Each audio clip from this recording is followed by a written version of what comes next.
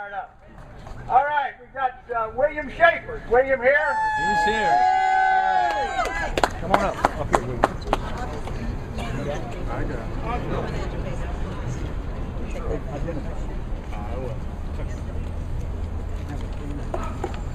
My name is Bill Schaefer, and I'm from Wisconsin.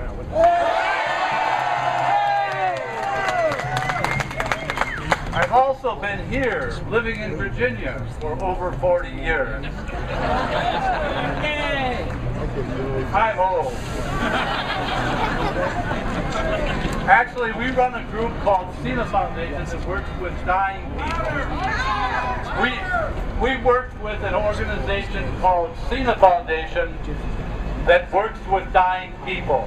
But today we're here to talk to you about living our lives, our time.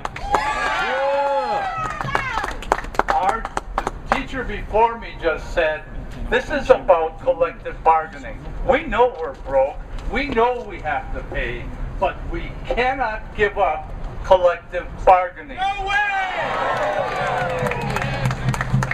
My father was a union organizer in Wisconsin from the 20s through the 50s. He told me a lot of stories about why he did what he did. I'm going to tell you one. Do you all look at your toilets when you go? Have you seen Kohler? Kohler is an expensive toilet, and it is built on the backs of labor. Well, my father worked for Kohler Company, and he worked the night shift in the foundry. And long after we got all the rights, they still didn't clean up the foundry.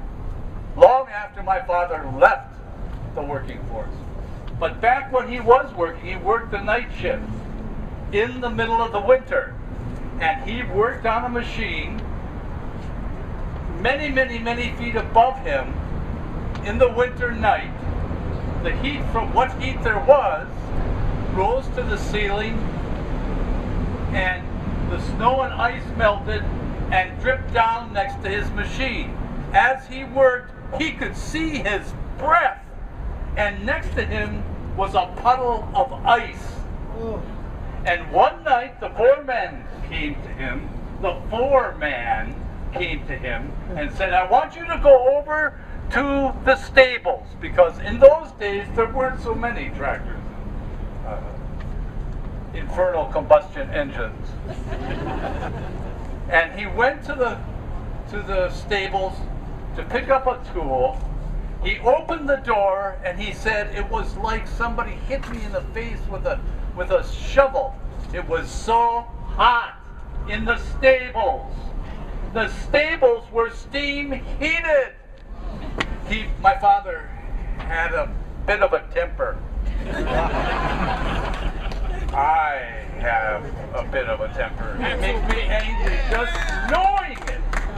He went and got the tool, went back into the factory, blowing steam into the air. He said to his foreman, how can you do that? The horses are warm and we're freezing. You know what that foreman said? He said, if you, Otto, my father was obviously German, Otto, if you get sick and die tomorrow night, we will have another worker here. If that horse dies, we have to pay $25.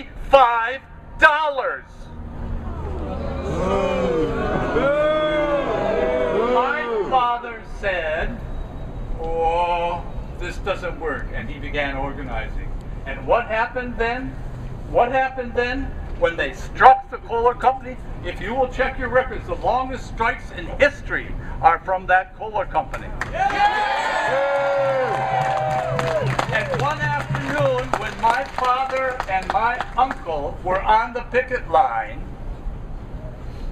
there was a man standing between them, and from inside the walls of Kohler, which, and by the way, this is not unusual, a shot came out, and hit the man between my father and my uncle and killed him. Killed him. People died so that we could have collective bargaining. Let me tell you something. They made a huge mistake when they put this on the table, because there is a line drawn now. That's right. We cannot allow this to happen. My father also, in the 60s, we had a commune in D.C., and occasionally we were working in the civil rights movement and the anti-war movement, and we would take a whole bunch of hippies up to Wisconsin. And my father would see us coming to shake his head, so, God, what is this boy into? But we would tell him about the work we would do, and one of the last things I remember him telling me about the work that we were doing, he said, he said two things. One is, understand, these are wonderful things you are doing, but you will start to make real progress when you realize this isn't about civil rights or the war. This is about class warfare. And it is time, he said, they have a vested interest in keeping you people apart. The black people and the brown people and the yellow people, not just here, around the world. Have you noticed what's happening? Yeah. You think you're not connected to the people in Egypt? We are! Did you know that a 20-year-old boy who helped lead the revolution in Egypt 4 days ago put up a banner in Trafalgar Square that said, "We support the workers in Wisconsin"?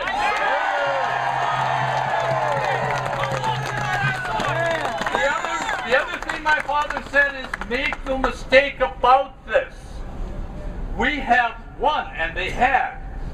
Everybody in this crowd owes your life, the way you live, to the dead man laying there, to my father, to my uncle, to your fathers, to your grandfathers.